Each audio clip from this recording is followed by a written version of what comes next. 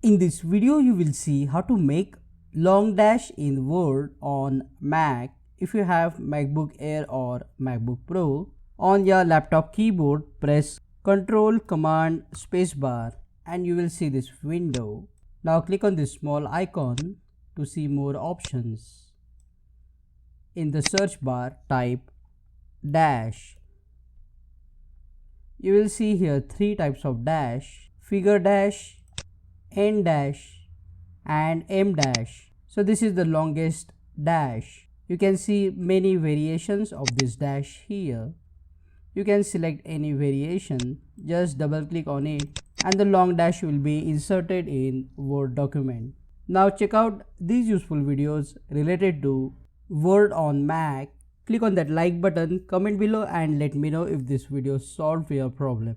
And don't forget to subscribe and press that bell icon.